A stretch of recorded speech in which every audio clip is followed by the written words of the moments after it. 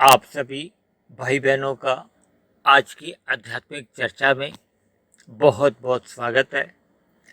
आज की चर्चा का विषय है सीमित आवश्यकताएं।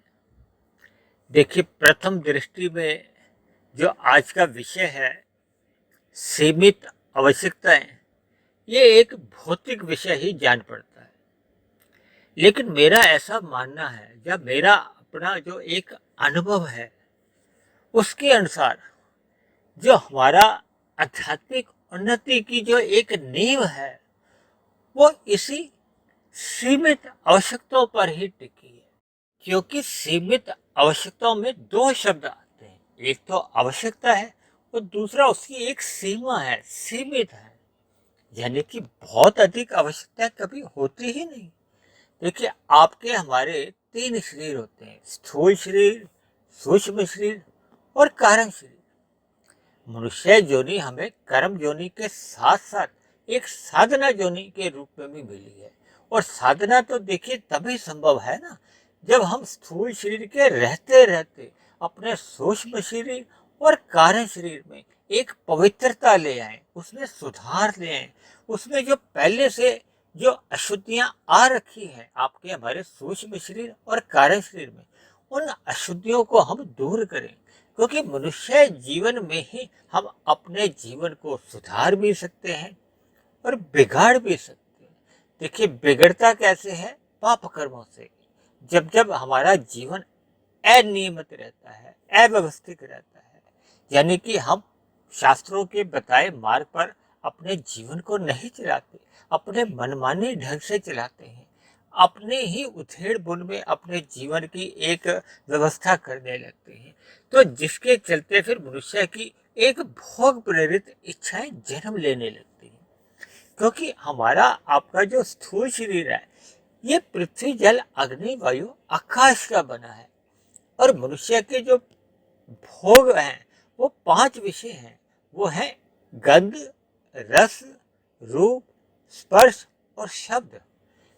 ये सूक्ष्म तत्व भी कहे जाते हैं। इन्हीं सूक्ष्म तत्वों के कारण ही आपके हमारे जो स्थूल शरीर का एक निर्माण होता है, सृजन होता है। क्योंकि आपके हमारे जो जन्म का जो कारण है ये विषय भोग ही है।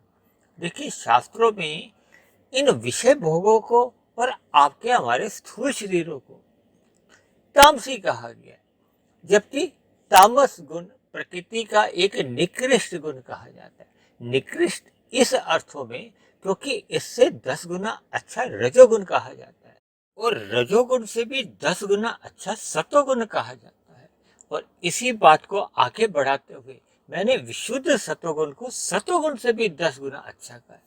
देखिए, जब सतोगुण कहा जाता है तो इसका अभिप्राय होता है कि रजोगुण गौण अवस्था में है और तमोगुण अति गौण स्थिति में है। और जब हम कहते हैं रजोगुण तो इसका अभिप्राय होता है कि रजोगुण तो एक प्रधान अवस्था में है और तमोगुण गौण अवस्था में है। तब ऐसी स्थिति में सतोगुण अति गौण की स्थिति में होता है। और जब ये कहा जाता है कि तमोगुण तो इसका अभिप्राय होता है कि रजोगुण गौण स्थिति में है, तमोगुण तो देखिए प्रधान स्थिति में ही। और ऐसी स्थिति में फिर सतोगुण अति गौण की स्थिति में रह जाता है। जब देखिए गुणों की ये जो एक व्यवस्था है ये प्रतिदिन परमात्मा की कृपा से कहो या अनादिकाल से ये सृष्टि में ये सतोगुण, रजोगुण और तमोगुण ये बाहरी स्तर पर जो एक परिस्थितियों के रूप में या एक समय के अनुसार ये तीनों गुण एक क्रम में आते हैं। ऐसा नहीं है कि पहले कभी तमोगुण आ गया तो अगले दिन पहले रजोगुण आ जाएगा या फिर तीसरे दिन सतोगुण पहले आ जाएगा। देखिए, शाम को सूर्य डूबने के साथ ही तमोगुण का आरंभ होता है, उसके 8 घंटे के बाद सतोगुण का आरंभ होता है। उसी सतोगुण में ही एक ऐसा समय आता है 2 घंटे 40 मिनट का, उसको ब्रह्म मुहूर्त कहा जाता है। ब्रह्म शब्द परमात्मा के लिए आता है, मुहूर्त को ही समय से जोड़ा जाता है। यानी कि एक सतोगुण की जो एक शुद्धतम अवस्था होती है जब वो तमोगुण और रजोगुण से एक बहुत ही निम्न अंश में या निम्न अनुपात में प्रभावित होता है। इसलिए उसको ब्रह्म मुहूर्त कहा जाता है, शुद्ध सतोगुण भी कहा जाता है, क्योंकि मैंने परमात्मा के लिए शुद्ध सतोगुण का एक शब्द बोला है। इसी तरह मैंने इन गुणों को अंकों से भी जोड़ा है। तमोगुण को मैंने 1 अंक से जोड़ा है, रजोगुण को मैंने 10 अंकों से जोड़ा है और सतोगुण को मैंने 100 अंकों से, और इसी आधार पे मैंने परमात्मा के लिए 1000 अंक जोड़े, केवल इन के एक महत्ता को एक कर्मबद्ध तरीके से समझने के लिए, ताकि आपके हमारे मस्तिष्क में, दिमाग में, मन बुद्धि में इन गुणों के प्रति जो एक महत्ता है, ताकि हमने अपने जीवन में किस किस गुण को कितनी महत्व देना है, उसको हमें समझने में आसानी रहती है। देखिए, तमोगुण को 1 कहा है, तो इसका मतलब यह है कि तमोगुण का संग हमें केवल नींद के लिए करना है, आराम लेने के लिए करना है, क्योंकि आपके हमारे स्थूल शरीर दिन भर जब क्रियाएं करता है तो ये थक जाता है। कोई भी यंत्र होता है, देखिए भौतिक यंत्र में भी कोई भी आप यंत्र को देखोगे तो उसमें एक कमी आ जाती है। ऐसे ही आपके हमारा जो एक स्थूल शरीर नाम का जो एक यंत्र है, इसमें थोड़ी एक हरस्य आ जाता है, कमजोरी आ जाती है, थक जाता है, तब इसको आराम की जरूरत होती है। इसीलिए शास्त्रों में रात को जब तमोगुण एक प्रधान अवस्था में होता है तो उस समय नींद लेने का एक प्रावधान है। देखिए, शास्त्रों में जितनी जितनी बातें जिस जिस अर्थों में कही गई होती हैं, फिर ऐसी सभी बातों को हम अपने जीवन में जितने जितने अनुपात में उतारते हैं, अनुकरण करते हैं, व्यवहार में लाते हैं, फिर उतने उतने अंश में आपका हमारा जीवन सुधरने लगता है, एक अनुशासित जीवन बनता है। और उसी अनुशासन में ही देखिए, जब हम अपने स्थूल शरीर की एक सीमित आवश्यकताएं रखती है, देखिए ऐसी बात नहीं है कि जिन लोगों की सीमित आवश्यकताएं होती हैं वो अपने स्थूल शरीर की आवश्यकता अनुसार खाते पीते नहीं है, या आराम नहीं करते, या कपड़े नहीं पहनते, या कहीं एक यथा स्थान पे रहते नहीं है। देखिए, आवश्यकताओं की मतलब ये होता है कि आपके हमारे स्थूल शरीर की एक सही स्थिति में उसमें स्वस्थता बनी रहनी चाहिए। देखिए, अक्सर आपने ये बातें भी सुनी होंगी कि मनुष्य कम खाने से नहीं मरता, या कम खाने से उसको बीमारियां नहीं आती, अधिक खाने से बीमारियां आने की संभावना अधिक रहती है। ऐसा तो देखिए आज के वैज्ञानिक युग में, आज के कल युग में ऐसी बात एक डॉक्टर से भी आप समझ सकते हैं। यानी कि ये जो जितने भी अस्पताल आप वर्तमान समय में देखते जा रहे हो, ये आपके हमारे अधिक खाने पीने से और कम व्यायाम करने से और मानसिक रूप से अधिक चिंताग्रस्त रहने के कारण उत्पन्न हो गई है। देखिए, आज हमारा उन पर कोई ऐसा विषय नहीं है, लेकिन आपने सदा अपने जीवन में एक बात सुनी होगी कि सादा जीवन उच्च विचार। देखिए, सादा जीवन तो एक सीमित आवश्यकताओं से एक परिभाषित हो जाता है, लेकिन ये जो उच्च विचार है, उच्च विचार का मतलब ही ये होता है कि जब हम अपने आप को एक अपनी दिनचर्या को एक अनुशासित रखते हैं, व्यवस्थित रखते हैं और सतोगुण में स्थित हो जाते हैं। देखिए, जब हम अपनी आवश्यकताओं की पूर्ति के लिए कर्म करते हैं, क्योंकि बिना कर्म किए तो आपकी हमारी आवश्यकताओं की भी पूर्ति नहीं हो सकती, यानी कि उसके लिए भी हमें पुरुषार्थ करना होता है। शास्त्रों में 4 पुरुषार्थ कहे गए: धर्म, अर्थ, काम, मोक्ष। धर्म को प्रथम स्थान पे इसीलिए कहा गया कि आपका हमारा जो अर्थ है, अर्थ का मतलब धन से भी आप ले सकते हो, या किसी भी तरह से आप अपनी आवश्यकताओं की पूर्ति के लिए जो आप श्रम करते हैं उससे भी जोड़ा जा सकता है। यानी कि पहले शास्त्रों में धर्म को कहा गया, धर्म क्योंकि सतोगुण से ही एक संबंध रखता है।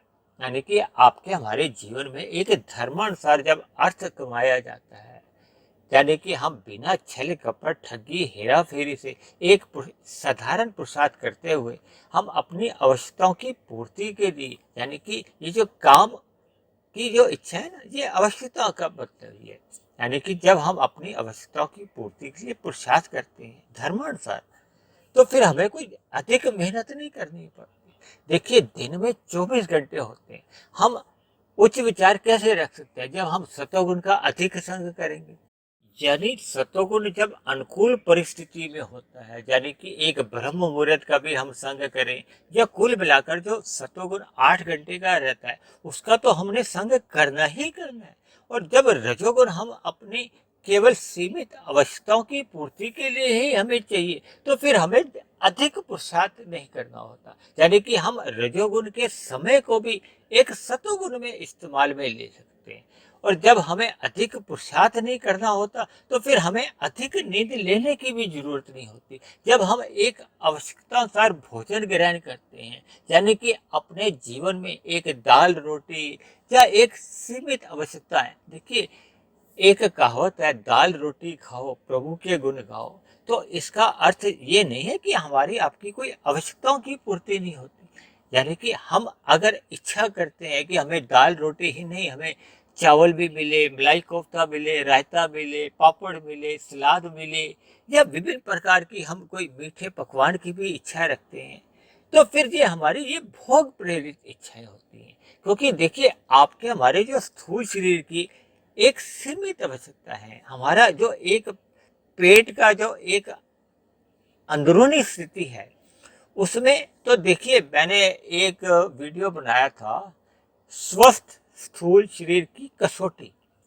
उसमें मैंने बताया था कि आपके हमारे स्थूल शरीर के लिए जो एक आवश्यकता अनुसार जो भोजन चाहिए वो तो हमें एक भोजन ग्रहण करना है पेट में, एक अंश में हमें भोजन एक स्थूल रूप में चाहिए, एक अंश में हमें एक जल चाहिए और एक अंश हमने खाली रखना होता है।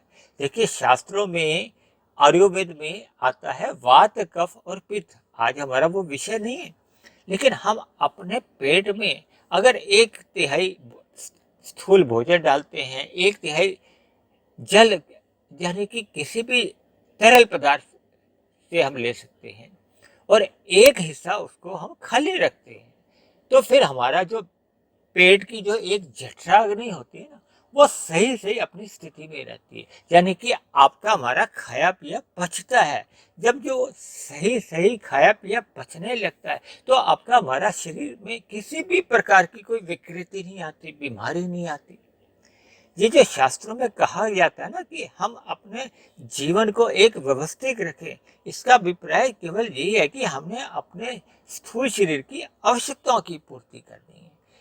एक मनुष्य अपने स्थूल शरीर को ढकने के लिए 50 जोड़े कपड़े रखता है, 100 जोड़े कपड़े रखता है, तो लेकिन जीवन में तो देखिए हम अपने जीवन में अगर 2 जोड़ी, 4 जोड़ी, 5 जोड़ी, 10 जोड़ी तक भी कपड़े रखते हैं तब भी उसका जीवन तो देखिए चल जाता है।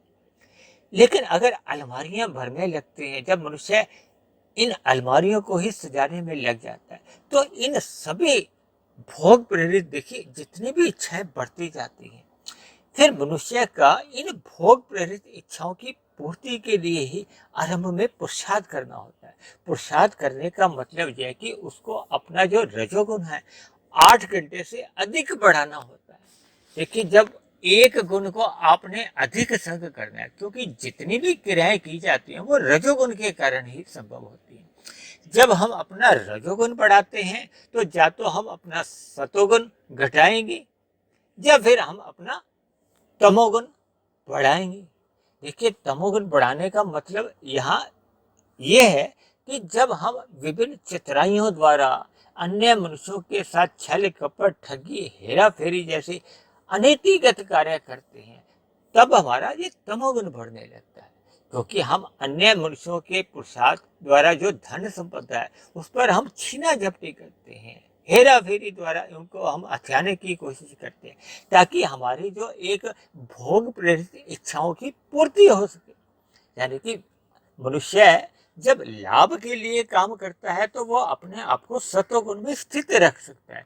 जब मनुष्य में लोभ की प्रवृत्ति उत्पन्न होती है, लोभ की प्रवृत्ति तभी उत्पन्न होती है जब हमारी सीमित आवश्यकताओं से अधिक भोग प्रेरित इच्छाएं जन्म लेती हैं। देखिए भोग प्रेरित इच्छाओं का कोई अंत नहीं है। ये जो आप संसार में जितने भी आकर्षण देखते हो ये रजोगुण के कारण ही होते हैं। और शास्त्रों में तो स्त्री पुरुष का जो एक आकर्षण भी कहा गया उसका भी कारण रजोगुण ही होता है। इसी तरह आप अपने जीवन में जितने भी विज्ञापन भी देखते हो ये विज्ञापन भी जितने हैं ये सभी हमारे एक भोग प्रेरित कामना को ही एक प्रज्वलित करते हैं, उसको भड़काते हैं, यानी कि ये हमारी आवश्यकताओं से प्रेरित नहीं होते। ये विज्ञापन केवल और केवल हमारी भावनाओं को एक भोग प्रेरित बनाते हैं, उन भोगों को ही प्रेरित करते हैं, यानी कि उन भोगों को भोगने के लिए ही एक प्रेरित करते हैं विभिन्न प्रकार के एक प्रयासों द्वारा। इसी तरह देखिए, एक साधारण मनुष्य अक्सर कभी कभी ये जो ब्यूटी पार्लर में भी जाता है, तो ये भी देखिए स्थूल शरीर की एक सजावट के लिए, उसके सौंदर्य के लिए, उसको सुंदर बनाने के लिए, जबकि ये हमारी आपकी जो कोई सीमित आवश्यकताओं की पूर्ति नहीं करते। देखिए, एक मनुष्य अगर ब्यूटी पार्लर में इतना धन खर्च कर आता है, समय भी खर्च कर आता है, धन भी खर्च कर आता है, और केवल कुछ घंटों का ही वो कुछ ऐसा सौंदर्य लेकर आता है और उस पर इतना धन खर्च कर देता है जिससे एक साधारण मनुष्य का या एक गरीब परिवार का एक पूरे महीने का राशन पानी भी उसमें आ जाता है, यानी कि एक परिवार के पूरे महीने की आवश्यकताओं की पूर्ति भी हो जाती है। लेकिन देखिए, मेरा कोई इन सभी बातों को कहने का एक साधारण उद्देश्य इतना ही है कि हमें अपनी भोग प्रेरित इच्छाओं से बचना चाहिए। अपनी आवश्यकताओं की पूर्ति तो अवश्य ही करनी चाहिए और उसको धर्मानुसार हमें अपने जीवन में पुरुषार्थ भी करना चाहिए। तभी तो ये धर्म, अर्थ, काम, मोक्ष, तभी तो देखिए मोक्ष क्या है, जो आपका हमारा स्थूल शरीर जो 84 लाख योनियों में कर्मानुसार, संस्कारों के अनुसार जो जन्म लेता है, ये बंधन है। इस बंधन को हम कमजोर कैसे कर सकते हैं, कैसे समाप्त कर सकते हैं, यानी कि हमारे आपके जीवन में मोक्ष प्राप्ति का लक्ष्य होना चाहिए। और ये इस लक्ष्य की प्राप्ति के लिए मनुष्य को साधना करनी होती है। और साधना का आरंभ कब होता है? जब मनुष्य अपने आप को सतोगुण में स्थित कर देता है। देखिए, जब तक मनुष्य अपने आप को सतोगुण में स्थित नहीं करता, यानी कि रजोगुण उसका एक गौण स्थिति में होना चाहिए और तमोगुण का जो एक मल रूपी संग है, यानी कि जो गलत प्रवृत्तियां हैं, उनसे मनुष्य को बचना चाहिए। जब तक मनुष्य के जीवन में इन सभी बातों का एक सही सही अनुपात नहीं आता, तो फिर मनुष्य के जीवन में देखिए एक आध्यात्मिक उन्नति हो नहीं पाती। अक्सर आपने ऐसा महसूस किया होगा, देखिए जब जब भी हम रजोगुण एक मर्यादा से अधिक संग करते हैं, यानी मनुष्य में जब जब ये अधिक रजोगुण जीवन में आने लगता है, तो फिर उसका सतोगुण सहज ही घटने लगता है और ऐसी स्थिति में तमोगुण भी बढ़ने लगता है।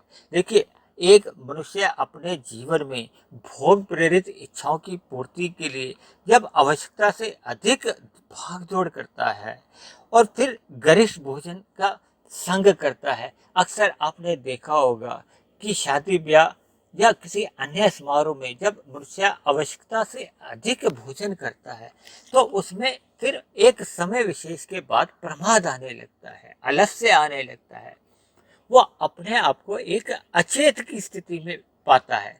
अचेत की स्थिति में देखिए, आपका हमारा जो एक सतोगुण है या ज्ञान की स्थिति होती है, वो उसकी विस्मृति होने लगती है। ऐसे में मनुष्य अपने कर्तव्य कर्मों को निभा नहीं पाता, यानी कि वो अपने कर्तव्य कर्मों के प्रति भी उसमें विमुखता आने लगती है।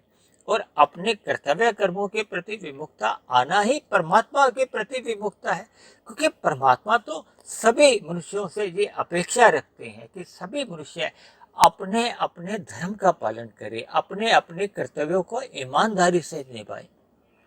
ये तभी संभव होता है जब मनुष्य रजोगुण का संग मर्यादा में करता है और सतोगुण में अपने आप को स्थित कर लेता है।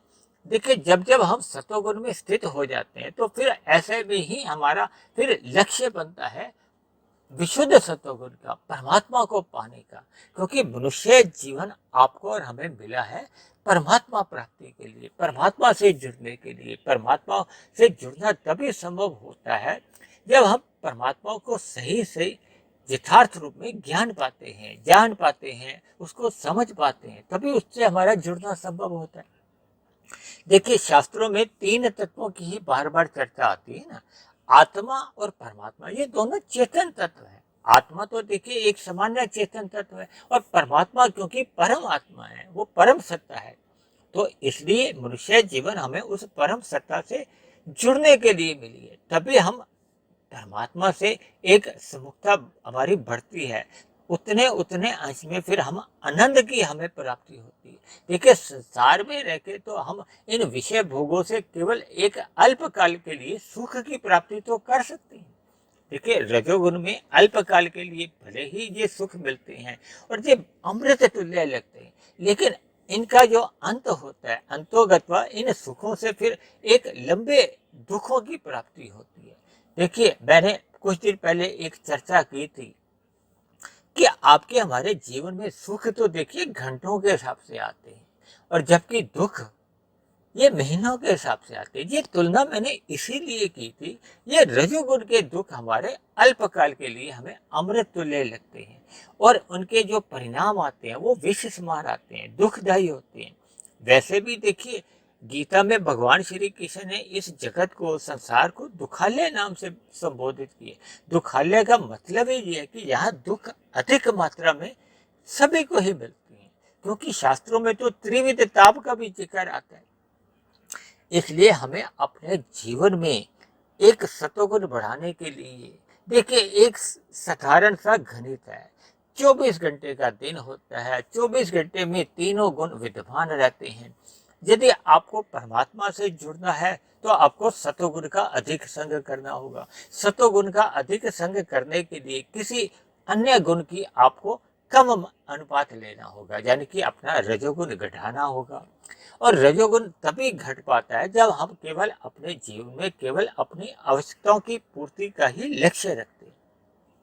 और जब जब हम अपनी भोग प्रेरित इच्छाएं बढ़ाते जाते हैं तो फिर हमारा रजोगुण बढ़ता जाता है। रजोगुण बढ़ने से सतोगुण सहज ही घटने लगता है, और रजोगुण बढ़ने से तमोगुण के बढ़ने की भी संभावनाएं बिल्कुल आपका इंतजार करती है। देखिए मैंने ये सभी बातें बहुत ही स्पष्ट रूप से आपको समझाने का एक प्रयास किया है। शास्त्रों में देखिए प्रत्यक्ष रूप से ऐसी ऐसी बातों का तो जिक्र नहीं है, लेकिन जो वर्तमान काल में जो जो परिस्थितियां बनती हैं, मैं उन शास्त्रों की बातों से ही वर्तमान समय में जो जो परिस्थितियां चलती है, देखिए ये ब्यूटी पार्लर वाले विज्ञापन की दुनिया ये तो वर्तमान कलयुग में ही चल रही है ना, पिछले 20 वर्षों से, 40 वर्षों से, 50 वर्षों से। उससे पूर्व में तो ऐसी स्थितियां नहीं थी। यानी कि हम सभी मनुष्यों को अपने जीवन में अपने परमात्मा से जुड़ने के लिए या आध्यात्मिक उन्नति करने के लिए हमें अपने जीवन में केवल अपनी सीमित आवश्यकता ही रखनी चाहिए, और उसको धर्मानुसार हमें पूरा करना चाहिए। ऐसा जीवन में निरंतर करते रहने से, ऐसा अभ्यास बनाए रखने से ही फिर हमारा सतोगुण एक श्रद्धा पूर्वक होने लगता है, यानी कि हम सत्संग में अपने आप को एक स्थित कर सकते हैं। जब जब मनुष्य सतोगुण में अपने मन को टिका लेता है तो फिर परमात्मा से उसकी सहज ही सुमुखता बढ़ने लगती है, परमात्मा से प्रीति होने लगती है, यानी कि उसका सतोगुण बढ़ने लगता है, और उसका जो विशुद्ध सतोगुण यानी कि परमात्मा को पाने का फिर वो लक्ष्य बना रहता है। तो ऐसी सभी शुभ स्थितियां तभी आपके हमारे जीवन में बन पाती हैं जब हम अपने जीवन में केवल सीमित आवश्यकताओं के लिए ही धर्मानुसार पुरुषार्थ करते हैं। तो आज की चर्चा को अब हम यहीं समाप्त करते हैं। आप किसी भाई बहन का आज की चर्चा के प्रति कोई प्रश्न हो, कोई मेरी कही गई बात आपको समझ में नहीं आई हो, या मेरी कही गई बात पे आपको किसी भी प्रकार का कोई मतभेद हो, शिकायत हो या आपत्ति हो, तो इन सभी बातों के लिए आप नीचे जाकर कमेंट्स बॉक्स पर जाकर आप अपने प्रश्न, आपका कोई सुझाव हो तो आप अपना सुझाव भी लिख सकते हैं, और इसी तरह आपका कोई शिकायत हो, मतभेद हो, आपत्ति हो तो आप अपनी आपत्ति को भी लिख सकते हैं।